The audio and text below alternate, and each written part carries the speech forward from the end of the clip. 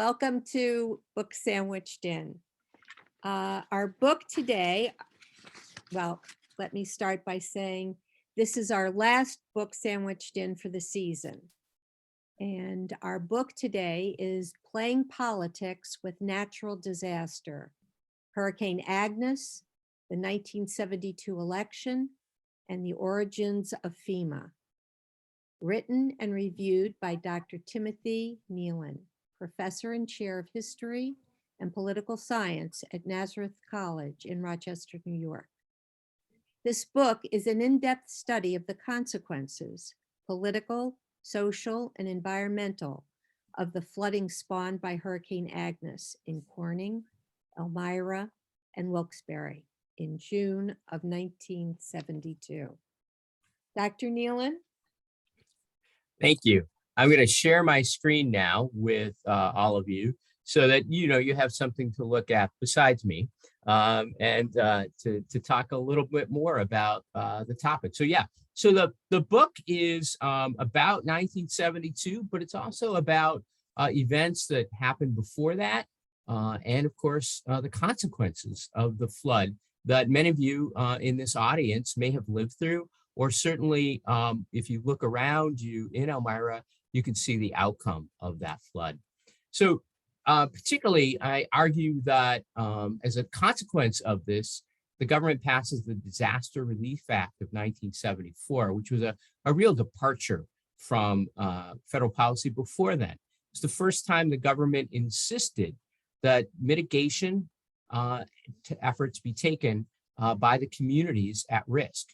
It certainly led to some risk behavior, because even though the national flood insurance had been passed before this flood, we continue to subvent the cost of flood insurance, which only encourages people to build in risk areas around riverine systems, on beaches that are subject to hurricanes and some other things. And anytime the government tries to raise the rates, the Congress gets some pretty nasty calls from their constituents, and the media talks about the plight of individuals. So we continue to live in a very risky situations. I also argue that local and national policy on floodplain development has to be revised sooner rather than later, particularly as we see the consequence of flash floods and also this problems with climate change going forward, that are going to only bring water into areas that there might not have been before. I certainly talk about Elmira and how the local regions affected by the floods actually did not reap the benefits of the federal relief packages, that in many ways that money was sent into the regions of Corning, Elmira, and Wilkes-Barre, but then went back out as loans were made by larger bank systems and construction firms that came in to do the work, as opposed to staying within the region. It lends some ideas to the idea of what we call disaster capitalism. That is, that disasters can actually enrich some people and of course impoverish others. And then also the disaster gerrymandering, how government officials play politics with who gets benefits and who does not. And we talk a little bit about what we call disaster memory. So again, I'm going to talk a little bit about Hurricane Agnes and as the book does, and some key people. I'm going to focus mostly on Elmira, maybe Corning to some extent. I'm not going to talk much about Wilkes-Barre today because my audience is Elmirans, so we'll keep that in mind. So this is Hurricane Agnes, taken from a satellite that was sent up in the late 1960s. Satellite photos were fairly new for this time period. The Weather Service had finally gotten its own satellite dedicated to this kind of activity. So, under Richard Nixon, the Weather Bureau became the Weather Service, and then was put under the National Oceanic and Atmospheric Administration, or NOAA. But there it is off the coast of Florida, or coming onto the coast of Florida in June of 1972. 128 people were killed, tens of thousands of people were made homeless. There was over $3 billion in damage, and there was historic flooding in places up and down the eastern seaboard, really from Florida on up. But the worst flooding was in Virginia, in Maryland, Pennsylvania, and New York. Especially hard hit were Richmond, Virginia, which saw the greatest flooding in its history, Ellicott City in Maryland, Harrisburg and Wilkes-Barre in Pennsylvania, and Elmira and Corning in New York. And here's a map of the track that the storm took. So if you notice, it's over on the west coast of Florida on June 19th, and then it slowly made its way up the eastern seaboard, dumping extensive rain in the southeast, and then stalling just over New York and Pennsylvania, where another storm coming from the Ohio Valley joined in with it. And if you remember 1972, or if not, it was a very wet spring. A lot of water, the aquifers were filled, lots of the underground caverns were filled. So as this water dumped, and it was equivalent to a quarter of dumping Lake Erie on top of an already saturated ground, there was no place for that water to go. And it filled the river systems, and then of course is going to flood the Susquehanna River Basin. Here it is stalled in June of 1972, then the 23rd. Like you can see, the system is right over, it's aimed at Pennsylvania and New York. And there was flooding along the Hudson and other places in New York. But again, the worst flooding was on the Susquehanna River Basin. And the Susquehanna is the largest river system in the Northeast. And so you can see some of the places where, in fact, were devastated by the flood. That's the Susquehanna there. The two branches come together just south of the New York state line. And then it ends up dumping into the Chesapeake Bay. So it's quite a long system. Traditionally, when we encounter floods, we have a flood, we get that disaster relief, we build more flood control projects, and that only encourages more floodplain encroachment. And what do I mean by that? The book talks a lot about how after World War II, people began to build houses and other more permanent constructions right there near a river. And they didn't build cheap houses that might flood and have to be replaced, but they built more permanent and expensive structures, and more people began to crowd towards the river. That was in part because after 1936 and 1945, there were a series of floods that led the US government to build some really good-sized dikes and levees along places like Corning, Elmira, and Wilkes-Barre. And that made people feel very safe. They thought, well, there's no way now a flood can ruin our property. And so they built there, not knowing the risk that they were taking. And that, of course, is sometimes we call that, in terms of politics, that we create a moral hazard by encouraging people to do things that are risky because they don't have all the information. And in fact, the Sturdy Dikes was the headline of the Corning Leader the day before the flood struck. The night of, the Corning Leader came out and they said, "Oh, look, we were saved again. It's okay." And then about 4 a.m, the first breaches of the dikes and levees occurred somewhere near Painted Post, New York, and then all along. The water was so extreme that this is the Mount Morris Dam that was built to stop the Genesee from flooding Rochester, New York. And as you can see, it's full.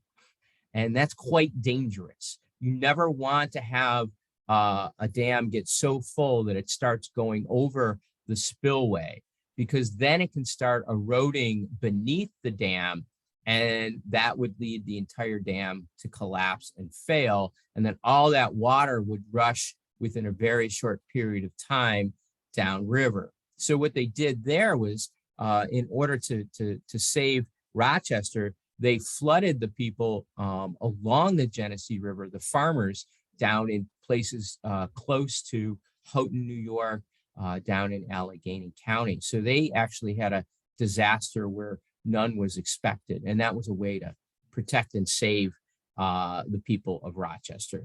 And again, there's people had to make decisions all across New York and Pennsylvania. People who lived in towns were trying to decide where they should sandbag. Should they save the business district or in Olean, or should they save, the housing development? And it was a tough decision. And the way politics works in America, these decisions have to be made quite often locally, then maybe at the county level, perhaps eventually with some state help, and then ultimately federal help. But usually the federal government's not responsible until maybe after a disaster. And that's certainly something to keep in mind, and something we might remember having been through a pandemic where it was oftentimes our local county health officials who took charge and made decisions in order to protect us during a recent crisis.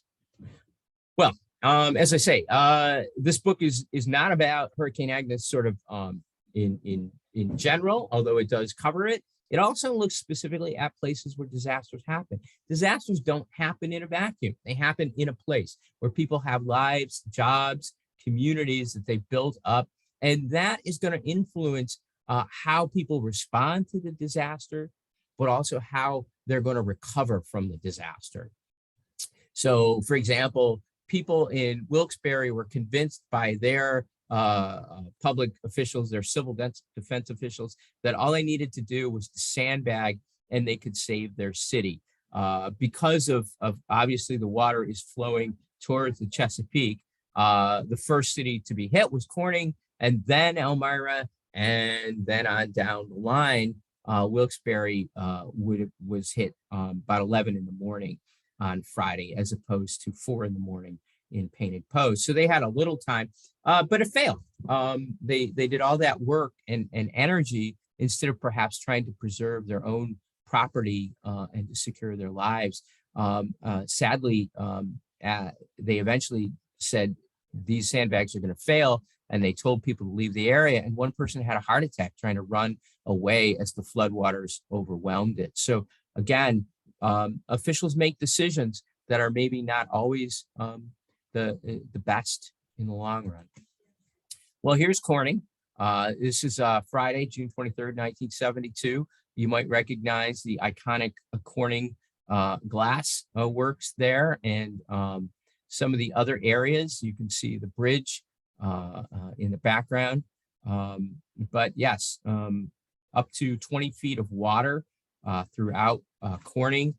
People had to be rescued from second stories or attics throughout the area. Now, on the north side of the river, up on the hill, people were much safer, but anywhere from Corning to Big Flats to Elmira, you would have had extensive flooding. And here's Elmira. Again, Elmira was actually fortunate. Sadly, about 19 people died in the Corning area because they did not evacuate until it was too late. In fact, sadly, as they started evacuation, there was a man named Hobart Abbey who was a fireman, and he was caught himself as the floodwaters rose. And his last call to his dispatcher before he drowned was to his own daughter, who was a volunteer dispatcher.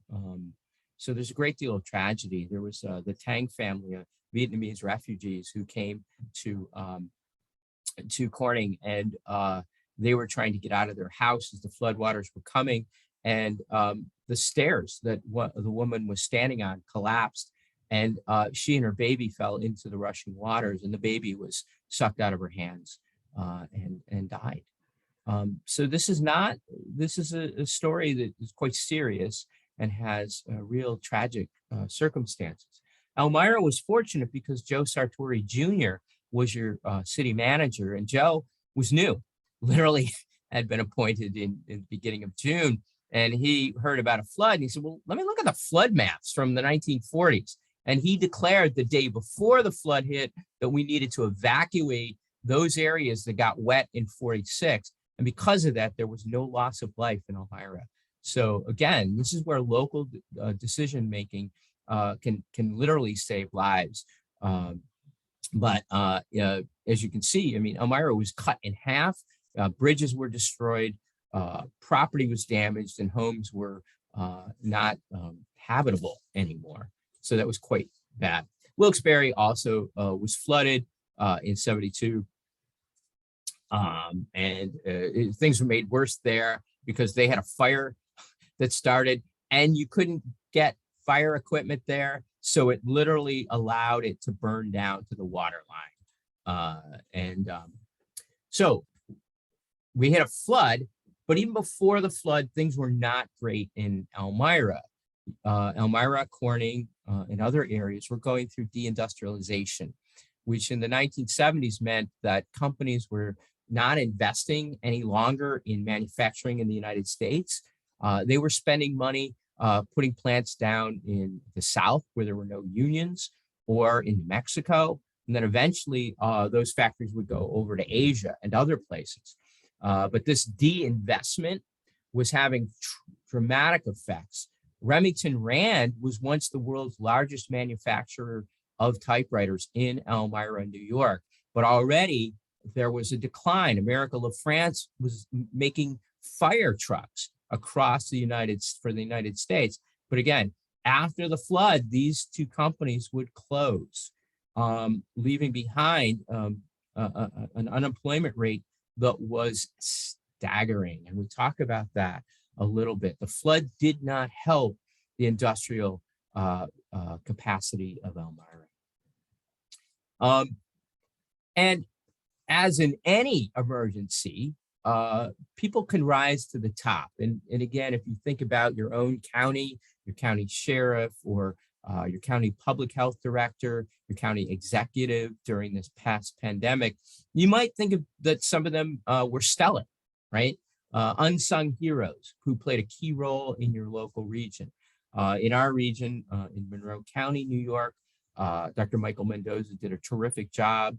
Our county executive was spot on, and frankly, not that partisan, which in New York is a bit strange, but certainly something that during a disaster, you can bring out the best in people.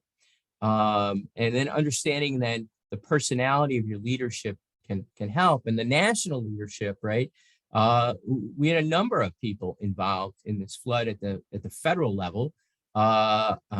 President Nixon, Vice President Agnew, George Romney was in charge of housing and urban development. George is father of Mitt Romney, who's still in the news today, a U.S. senator and former presidential candidate. And Ray was former governor of Pennsylvania. And then at the very end, you see Nelson Rockefeller, who dominated New York politics. Elected in 1958 as governor, he remained governor until his own decision to step down in 73 to pursue other interests. In 1974, he would be vice president of the United States under Gerald Ford, and then end his career in politics after that. Richard Nixon in June 23rd, 1972, is a photograph from that time period, was obsessed with winning re-election that year. So most of the calculations he took in response to the flooding in Elmira, Corning, and other places, was calculated about how it would help his re-election. And we know this because I've seen the memos. He met every day with Halderman and Ehrlichman, and they took extensive memos. We also now have many of the Richard Nixon tapes where we can hear the conversations made. It's quite a fascinating story to go into a presidential library and to read the manuscripts to see what was on the agenda for their meetings and what was most important to them. So when the flood hit, unlike his predecessor, Lyndon Johnson, who visited flood areas, Nixon thought, well, look, I'm flying to Camp David this weekend because the All-Star baseball game is coming up, and I want to put together my fantasy baseball team. True story. And so he decided to do a flyover. And then the Saturday after the storm, his political advisors were like, Mr. Nixon, Mr. President, you're going to look bad. you got to go. So he flew reluctantly to Harrisburg, landed, did a photo op, got back on a helicopter, and left. He did not return to the disaster site until August of that year. Instead, he sent Vice President Agnew to inspect the floods. Now, Spiro Agnew, as many of you may have heard his name, was disliked by the media, and he gave it back. He called them nattering nabobs of negativism. And reading his papers in Maryland, at the University of Maryland, are also fascinating. He was, actually, people called him Ted. He didn't go by Spiro, and his closest friends were included people like Bob Hope. And so he eventually would resign because as county executive in Maryland, he took kickbacks and bribes and would be driven from office. But in 1972, he was Nixon's man. He went to the flood areas and he heard from people who told him things are bad. We need lots of help. We have people who paid off their mortgages and now their house is gone, or people who paid, into their mortgage and now they don't have a house. They don't have insurance. What are they going to do? They're homeless, helpless. He did not tell that to Richard Nixon. His written report to President Nixon was actually quite glowing about how well people were handling the crisis. And so Nixon remained somewhat isolated from how discontent people were in the areas. In the region of Elmira, Binghamton, and such, and Corning, you had two congressional representatives. Howard Robinson, who was from Owego, which is between Elmira and Binghamton, and James F. Hastings from Olean.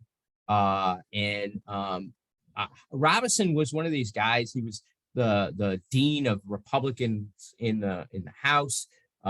He loved constituent services. He loved sort of administrative politics and policy. He preferred to stay in Washington, but he was actually very effective. Once the flood hit, he came home. He took care of things. He took care of things on the side.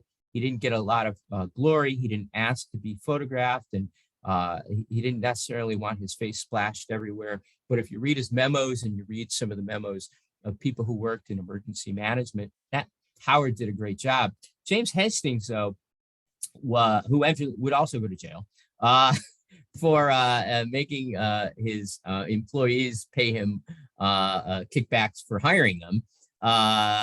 Yes, and if you wanted to work for him, he would pay you X salary, but you're expected to give him back some of that. Hastings was just a political animal. He wanted to be photographed all the time. He wanted credit for everything.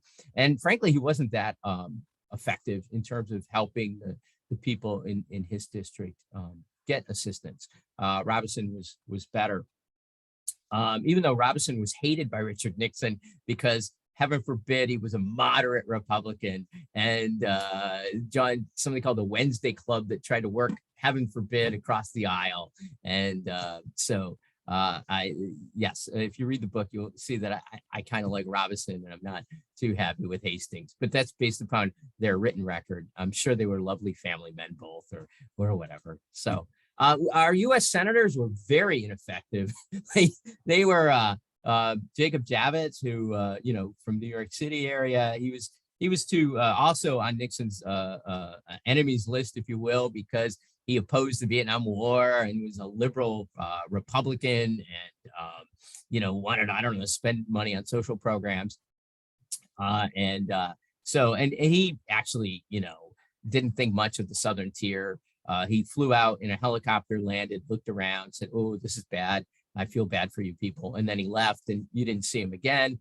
Buckley was interesting. He was the only senator ever from the Conservative Party in New York, and had won a special election. And he was the brother of William F. Buckley, the conservative thinker, talk show host, and editor. So he was not that effective. I don't. They just showed up and then they left. Rockefeller wasn't that effective. He again flew in an air-conditioned helicopter after the flood.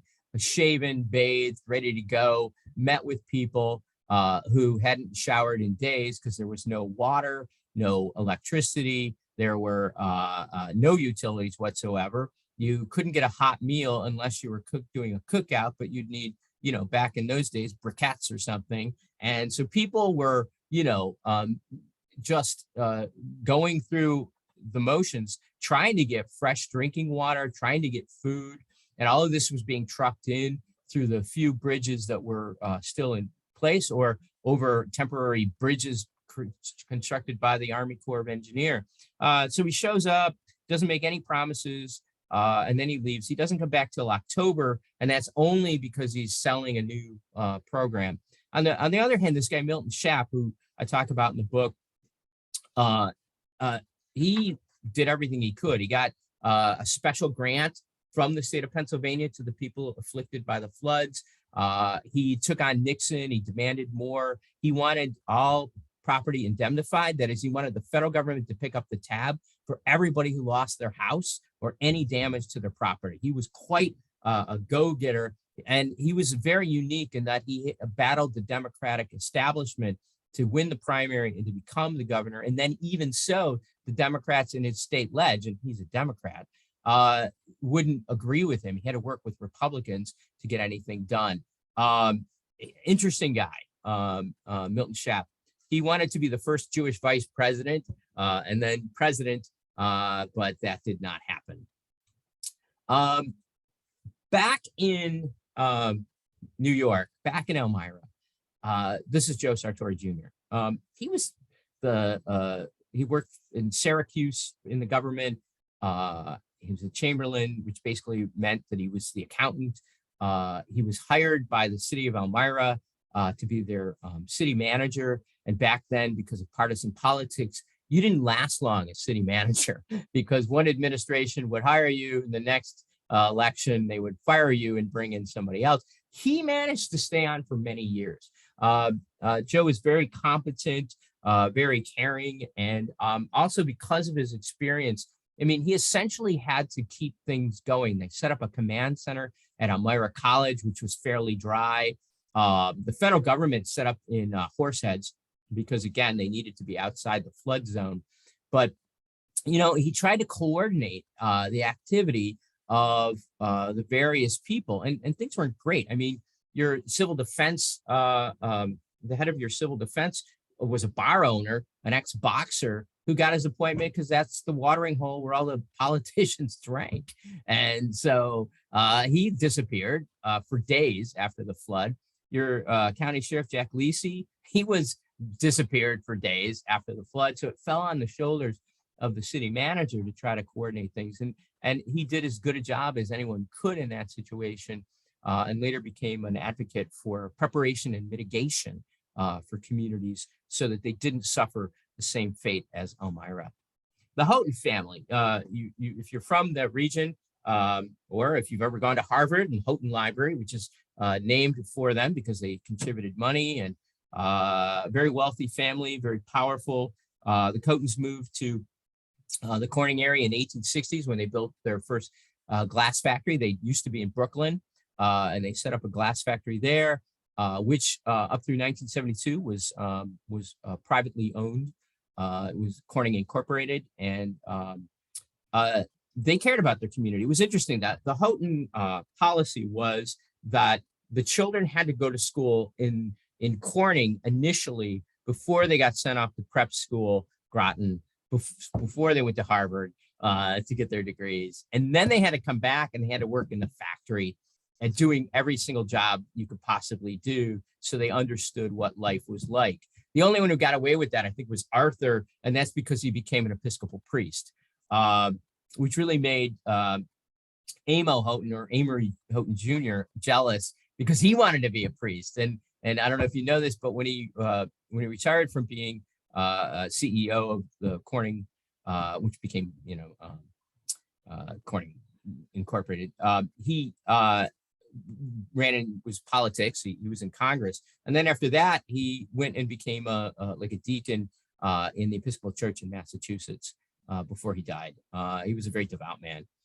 So the family decided, and Amo took the lead, they were going to stay in Corning. They could have picked up stakes and moved somewhere else. Everyone else was doing it. It would have been easy to do. Their factories were damaged. They were, by the way, they did have flood insurance. They were the only policyholder in all of Corning. They decided to stay. They decided to rebuild, but more than that, they put together a fund to help the community. They put together a youth organization so the youth that summer could be paid to help people clean their houses. They went out and they bought Watkins Glen racetrack, so that didn't close. They took an old department store over called Rockwell, and they turned it into the Rockwell Museum of Western Art. They invested in their community. And I know we often look at capitalists and we say, ooh, capitalists are bad and they're so greedy. And yet this is where you get people who have both social and political and economic influence who can get things done. And they really did guide how Joe Nasser, the local mayor, rebuilt Corning. They moved it away from being dependent upon manufacturing and began to conceive of Corning as a tourist attraction, using the Corning Glass Works and then the Rockwell Art Museum, Watkins Glen, and some other things, so that Market Street went from being a series of taverns and dives where people who worked in the factory would go grab a beer between shifts or during shifts, to being, if you've been there now, series of boutiques and nice restaurants and a place that you would go and you actually would want to spend a day. And they still get hundreds of thousands of people coming to Corning for the Glassworks and for other things every year. And to a large extent, their vision guided what happened. Again, I met a historian from Corning who called, Amo the man who saved Corning. Maybe that's a bit much, but on the other hand, he certainly instilled confidence in people that Corning was not leaving, they could stay, and they could rebuild. Another person that is important is a Cadillac Bill Smith. Cadillac Bill was a state senator, super conservative. He got in charge of, the social welfare programs in New York. And he's like, I'm going to fire everyone. We don't need this, But he went into politics because the Department of Agriculture paid his family not to grow corn. And he's like, what? You're paying me not to do something? That's communism. So he bought a Cadillac with the money they paid him, put a sign on it, drove to Washington, and then got into state politics. And he did everything he could to assist the people of Corning. He advocated for radical change afterwards, because it turns out that there really weren't good warnings in those days. The Weather Service didn't, you didn't have phone apps the Weather Service would use. You had to pay the Weather Service to get their forecasts. So local news agencies did that, and governments could subscribe to this service, but you had to call on the telephone, and the telephone lines were busy leading up to the flood because all of these people were trying to call from across the Northeast. What's going to happen? And so I have to say, officials were rather blind about when the flood would come, if it would top the dikes, and what would happen. And so Smith set up a special New York State investigation, called for reform in New York, which did not occur because it would have cost taxpayers money, and it was an election year. So forget that. And the book talks a little bit too about how in politics, we don't believe that disasters are natural. I mean, it will rain, it will snow. Once in a while, lightning will strike a tree and there'll be a fire. It becomes a disaster because people are involved, and people are usually involved because we have public policies that either encourage people to do things like build, McMansions in areas with lots of brush around it in the West, not wise. Or we tell people here, why don't you build this, this $1 million tourist home on the Outer Banks of North Carolina? Don't worry, a hurricane will hit it. It's inevitable. And then, of course, people lose their property. But more scary is when they lose their lives, or they lose their memories, or other aspects. And so the book is very sensitive to that. And I talk about that a great deal. We talk about the problems the federal government had in trying to help the communities, and some egregious stories. We talk about what emergency management looked like in those days. It was still fairly new. Our first federal emergency management organization did not occur until 1950. So we're talking 22 years afterwards, and we're still deciding what role the federal government should have in helping mitigate, prepare, and assist after disaster, and what role the states should play and what role local government should play. Even today, if you go to FEMA, they'll say you should be ready to take care of yourself for 3 days. We can't guarantee any government assistance for 3 days. You should have 3 days of food, water, whatever. And they're actually right. I have to say, I would not count on the federal government showing up on my doorstep an hour after disaster. I would certainly encourage you to be prepared. And to make things worse, when government officials are facing an election, their behavior can be quite warped by it. In 1968, Richard Nixon had won barely. If you could see the vote totals, we're talking about 500,000 votes between Hubert Humphrey and Richard Nixon. Notice there that George Wallace, the third party former Democrat racist, got 900,000 votes. So Richard Nixon did not get 50% of the popular vote, even though he did well in the electoral vote. It was a much closer election than many people may remember. And Richard Nixon did, though. And he was facing a number of issues going into his reelection. A lack of trust in government because of the Vietnam War, rising cost of living. So what happened was this. Richard Nixon passed a very, for that time, generous bill.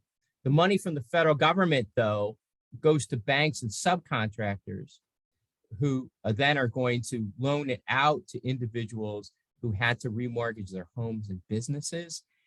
And then they're going to repay those banks and subcontractors, and that money flows out of the area. So again, if local banks had been able to handle the loans, if local contractors had been able to deal with the situation, there might have been some money from this disaster that stayed in the local area. But analysis after analysis shows how much of this money flows right back out to larger corporations. So Elmira did not benefit greatly, neither did Corning. And as a result, in the flooded cities, Wilkes-Barre rebuilt, but if you go to Wilkes-Barre now, it's in decline. It's got one of the most elderly populations in Pennsylvania. Its economy is weak. It tried bringing in Indian gaming, which is not the Mohican Sun in the former Pocono Downs, and it has not helped at all because, again, that money goes to the natives and then it flows out of the area. Elmira rebuilt, but drove out small business. Fearful of the new Arnault Mall, they decided to knock down buildings that build parking garages. And in order to do that, they had to clear out buildings, which meant a lot of these small mom and pop sewing centers, shoe repair places that made Elmira kind of this cute little place to live, they were gone. And guess what? People still shopped at the mall in big flats, abandoned the downtown area, which then in the 80s and 90s, Elmira goes, I know, let's build prisons. And that has not helped the economy because when you build prisons, the New York State will have individuals who, family members, come into areas, and many of those people, because there's a lack of jobs, will need some sort of public assistance, which means that you're actually adding more tax burden to an area. Private prisons are great because then again, they take all the money and they leave. But for individuals in these areas, it can be problematic. Corning, as I say, was rebuilt as a tourist destination and is, despite the ups and downs of Corning, which has, been doing really well, and then it's on decline, and then it does very well. Despite that, the Corning has weathered the storm because of tourism. And then I talk a little bit why Richard Nixon comes back but he only visits Wilkes-Barre, and that's for a particular reason. After his election, and I should say that Richard Nixon won by a landslide in 1972. Look at that. He won every state but Massachusetts and the District of Columbia, which had only recently been given the right to vote. Yes, and he won handily. And in part, that's because he was so generous with his disaster package. But boy, once that election was over, he cut the benefits, eliminated his emergency management organization, and then tried to put more of the burden or preparation on states. And so after 1973, if you get a federally backed mortgage in a flood zone, you have to have flood insurance. It's required. And in 1974, we revived our policies, and now we do have a requirement for mitigation. The threat is if you don't take mitigation efforts, you won't get disaster relief funds. But Congress always gives you disaster relief funds. So people wink and nod at actually preparing for disasters. Instead of really preparing, we tend to see people continue to take risk behavior by living in flood prone areas and not taking good preparations, like elevating their homes, moving utilities into different spaces, certainly not in the basement. I mean, there's some things you could do construction wise, but that would be expensive, and neither the real estate companies nor the construction companies or property development experts or even banks are particularly fond of that, and they can organize in a way that people who call for preparation can't. I mean, it's not enough money, and people only get interested in these issues only after they've been tragically flooded out or experienced a hurricane or some other disaster. So long-term consequences. I want you to think about whether you feel safer in Elmira than you do in 1972.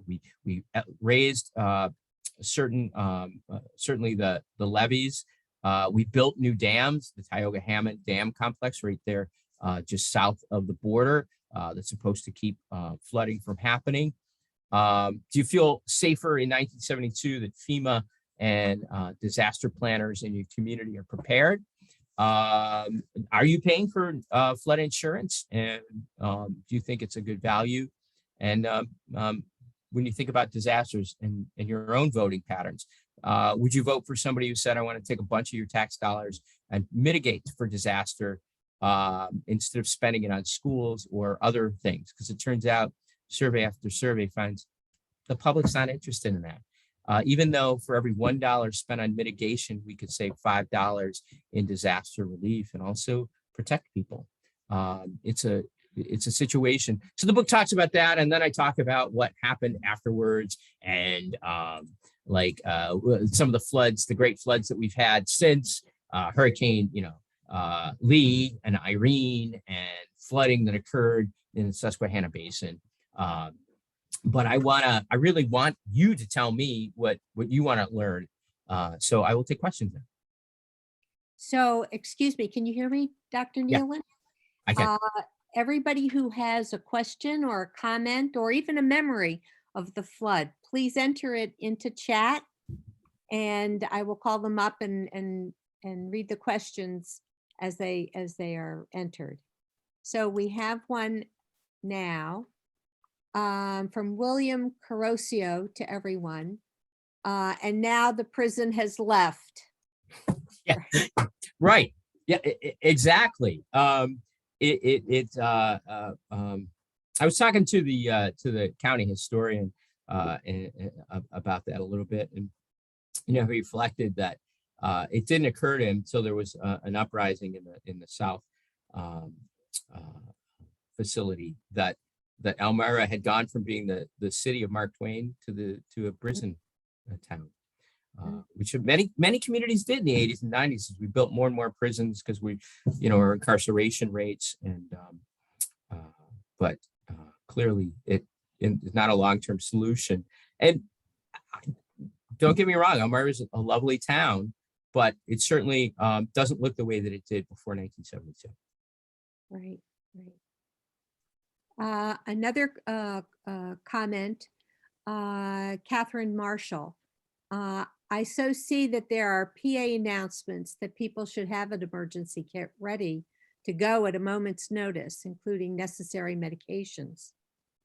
Yeah, thank you, Catherine. That's absolutely right. And if your community has this, there is the Civilian Emergency Response Team training that FEMA will pay for. And if somebody's interested in that, maybe you could get a grant to bring that to your community. That would train individuals in your area to be ready, and they would sort of take the lead when an emergency happened. They would have some skill sets and trainings like how to triage, how to treat certain things. I've actually had my students here at Nazareth College. I teach a course in natural disasters. Take that training so that in case of an emergency, we know that we would have some people with some training. It's usually like a 6-week program, like 3 hours at a time, and they bring in experts. And if you could do that, that would probably really enhance your preparation as a community.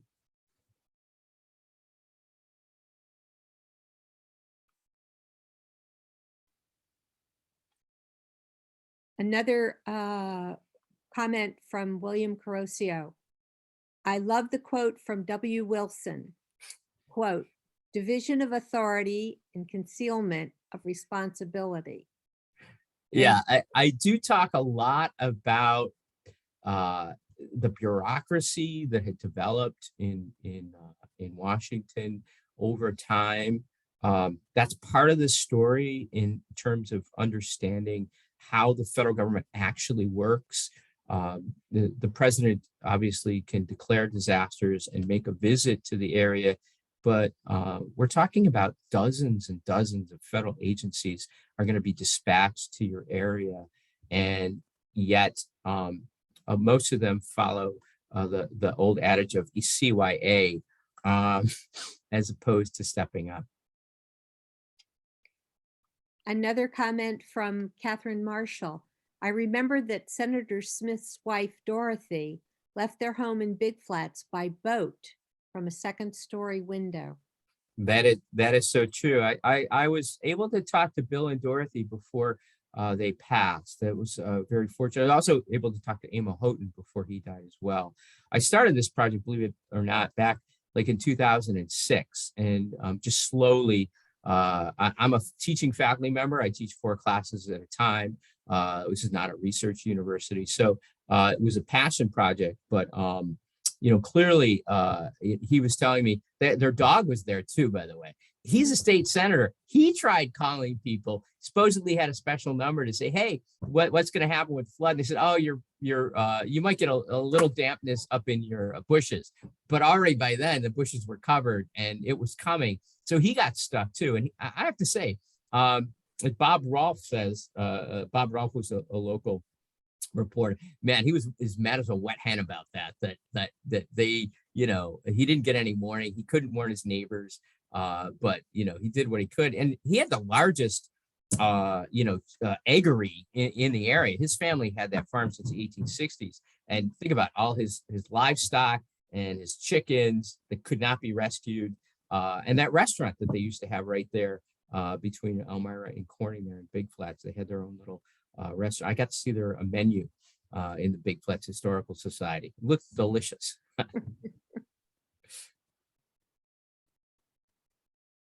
Any other questions or comments or memories that people want to add? Oh, and from Catherine Marshall, also some of their cows washed down to Waverly. Oh, Yeah. Yeah. I just, again, we know, we think about the human cost, but again, and if you don't have any warning, the livestock, you can't get your livestock out. Now I know, in some cases, for example, they were able to rescue in Hershey, Pennsylvania, they were able to rescue some of their animals from the flood. They had just enough advanced warning, but in other cases, you can't, and so they perish as well. And add, by the way, to the post flood trauma. I mean, all that silt that's scattered all over the place, that gets on everything, and then it dries up and it blows around. It's really bad. After disasters like that, the chemicals that you're exposed to are carcinogenic in many cases. And so we see oftentimes after floods years later, a rise of things like leukemia. So it's really an unsafe situation to allow a flood to enter people's homes and domiciles, and then say, well, okay, clean it up. Because that's what a lot of people did in 72. You just rolled up your sleeves, you rebuilt your own house as best you could. You got some help from neighbors and friends. I know some churches even from Rochester went down to help out in the area. And, so it really, wonderful people, but also not clearly aware of the risks. A question from Gloria Moss. Does the book address the role of FEMA in later years, post Agnes and beyond? Great question. In fact, it does. I kind of give a little history of FEMA, how Jimmy Carter creates FEMA in 1970. It's actually in 1978, 79, but it's not fully actualized until the 1980s. Reagan ignores it because he's busy worrying about nuclear war. Unfortunately, we didn't have any major disasters during that time. But by the time Hurricane Hugo hit, it was a complete disaster. And it would become what politicians call a turkey ranch, where you put administrators who you don't know what to do with, usually people who donate to your campaigns and they want a job. You put them in charge of FEMA. And by the way, that was Bush Sr. Bush Jr. did the same with Michael Brown, who was, he ran a horse show or something like that. And then he's in charge of FEMA during Hurricane Katrina. So we saw how well that went. So I address that. And I talk about the first professional first responders. And I will say the book addresses how, look, this 74 thing was really important, I think, because it actually spent money on training people. And to me, that was the origins of first responders. We had civil defense, which was mostly volunteers. And I talk about how horrible civil defense was in a lot of places. And then we start actually training people how to prepare. And so a lot of your fire companies and police agencies, Homeland Security elements are being infused down to the local level. So I think you are safer locally than you were in 72, but please don't think that means you're safe.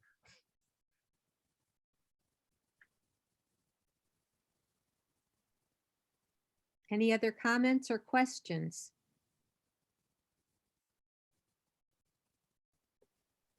Well, Dr. Kneeland, that was fascinating. Thank you. Thank you. It was a joy to be here. It's always nice when people want to hear about your work.